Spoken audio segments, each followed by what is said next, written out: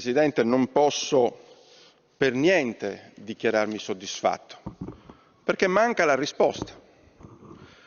Se il sottosegretario alla Presidenza del Consiglio si limita a fare una ricognizione che un normalissimo ufficio di un commissario governativo poteva fare, tra l'altro con molti errori, perché vengono richiamate cifre totalmente inesistenti, che non hanno nessun riscontro nemmeno sul piano legislativo, avremmo fatto la domanda attraverso la legge 241 sulla trasparenza a un ufficio e a un commissario. Ci attendevamo e mi attendevo una risposta compiuta, non un impegno generico, ci impegniamo a liberare risorse per il patto di stabilità. No, bisogna scrivere nella legge di stabilità che la priorità 1 è l'emergenza alluvione Sardegna e che tutte le opere censite nell'ambito dei 700 milioni di euro dal commissario governativo per l'emergenza alluvione in Sardegna sono escluse dal patto di stabilità, almeno per le risorse che già esistono. Sarebbe bastato questo per dare delle risposte compiute, ma sarebbe stato molto più corretto dire che non si annunciano 200 milioni, lo ha già fatto Letta. Lo ha fatto Letta, 20 giorni dopo l'alluvione ha annunciato 200 milioni di euro. Siccome dalla caduta di Letta ad oggi sono passati 270 giorni e passa, mi domando cosa ha fatto il governo Renzi di concreto? Ha sbloccato risorse passate? Arrivo a questo, perché qui è un'affermazione che sconfessa gran parte del governo regionale presieduto dal centro-sinistra e l'altra parte presieduta dal centrodestra, perché a quegli accordi a cui lei fa riferimento per 2,3 miliardi di euro, guarda caso li ha firmati il sottoscritto e li ha firmati alla scadenza del suo mandato, dopo un iter che lei conosce perfettamente lunghissimo, ma dopo aver attuato gran parte di quelle risorse. E se la Sardegna in quel settennio ottenne il 170% delle risorse, quindi la premialità sull'ambiente, la premialità sulla vertenza idrica, riuscì a spendere il 170, quindi riuscì a spendere anche del biennio successivo e quindi la responsabilità politica, quando lei fa quell'accusa, la fa a casa sua e la fa direttamente a chi ha governato la regione subito dopo il sottoscritto, quindi il centro-sinistra e quindi quello che oggi è il segretario del PD in Sardegna. Quindi penso che questa sua affermazione sia assolutamente corretta. È vero, il centro-sinistra in quei 5 anni ha bloccato gran parte di quelle opere e di quegli interventi. Aggiungo, fate comunicati come Palazzo Chigi, dove dite sblocchiamo le risorse, ma sono già risorse della Sardegna.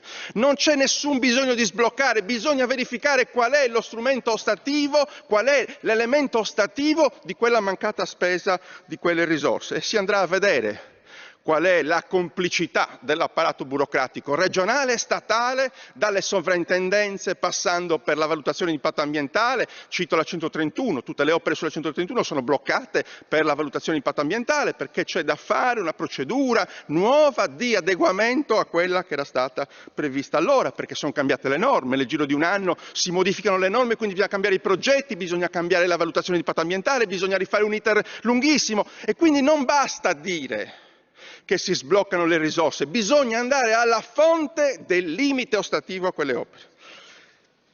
Come può il sottosegretario dire che non c'è discriminazione? Io sarei più cauto, sottosegretario, ho capito che la sua risposta è stata data a braccio, quindi probabilmente non compiuta. Faccio soltanto un parallelo tra quello che è successo il 18 novembre in Sardegna è quello che è successo il 17 gennaio del 2014, quindi un mese e mezzo dopo, in Emilia-Romagna. Io ho fatto la comparazione legislativa, non a chiacchiere, per dimostrare quello che lei invece non è a conoscenza. In quel provvedimento, che riguarda l'Emilia-Romagna, sono stati stanziati immediatamente 210 milioni di euro, con una spesa massima potenziale, attraverso l'utilizzo di quei 210 milioni in parte per contrarre mutui agevolati, per una spesa massima di 450 milioni di euro. È scritto in legge, non in un impegno a divenire, in una legge. Per la Sardegna 20 milioni di euro. Qual è la differenza? Io non voglio fare la contabilità delle vittime, sarebbe davvero poco elegante. dire che la Sardegna ha avuto tot vittime e quante ne ha avute l'Emilia Romagna, quanto è stata l'incidenza del danno, quanto è stato censito. Sicuramente in Emilia Romagna il danno censito è molto meno di quello censito in Sardegna. Dove sta la proporzione? In Emilia Romagna 210 milioni e in Sardegna 20 milioni. Non basta. La fiscalità. C'era una domanda precisa alla quale lei non ha dato alcuna risposta. Gliela do io. L'unico provvedimento che prevedeva una deroga, una proroga della fiscalità, cioè del pagamento degli oneri fiscali per i cittadini colpiti dall'alluvione, è contenuta nel decreto fatto dal governo Letta il 20 novembre del 2013 e diceva che per 40 giorni i cittadini sardi dalla data del 18 novembre sino al 27 dicembre non avrebbero pagato le tasse. Cioè gli è stata data ai cittadini sardi una proroga di 40 giorni, solo 40 giorni per chi poi doveva, secondo lo Stato, allora risolvere tutte le sue difficoltà. Allentamento del patto di stabilità per 23,5 milioni di euro per la Sardegna. Sapete fiscalmente cosa c'è scritto nel provvedimento che riguarda l'Emilia Romagna, e non cito le altre, potrei citare anche la Toscana e altre realtà molto vicine al governo Renzi. 340 giorni di deroga fiscale.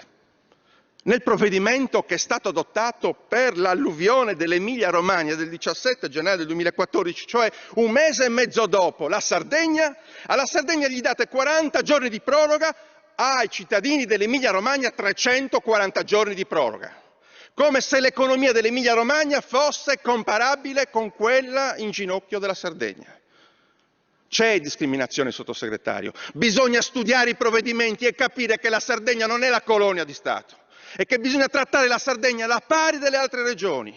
E se andiamo a vedere gli stanziamenti che ci sono stati anche nel governo Berlusconi, non dico che non ci sia stato questo tipo di atteggiamento, c'è stato da parte di tutti, dallo Stato, che guarda la Sardegna, siccome siamo 1.600.000 abitanti, siccome siamo lontani, siccome siamo un'isola, siccome non protestiamo, ci possiamo permettere di dare 340 giorni ai cittadini dell'Emilia Romagna e 40 giorni di deroga fiscale ai cittadini della Sardegna. Tutto questo non è assolutamente accettabile, come non è accettabile che ci sia il 27% di opere realizzate dopo un anno.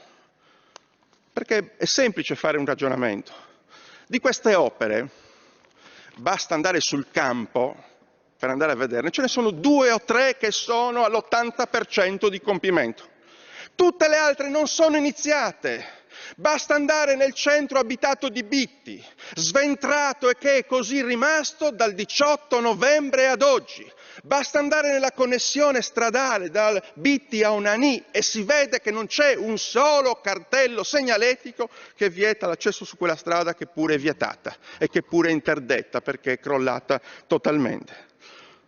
Vuole che sul piano della discriminazione citi altri eventi molto meno onerosi? Glieli cito. A Messina c'è stato un dissesto idrogeologico. Subito sono stati stanziati 70 milioni di euro, stiamo parlando del 31/3/2010. Andiamo in Veneto, Maltempo, stanziati 31/11/2010, 300 milioni di euro. Vogliamo andare di nuovo a Messina, stanziati altri il 2/9/2011, altri 90 milioni di euro. Vogliamo andare per esempio sempre nella zona di Massa Carrara, 80 milioni di euro stanziati. Potrei elencare il dato finale. Stanziati in questi ultimi 5 anni 1.115 milioni di euro per calamità naturali. 20 milioni di euro per la Sardegna sono un'offesa. La mancata risposta del governo Renzi alla Sardegna a questo dramma è un'offesa per la Sardegna e per i sardi. Grazie.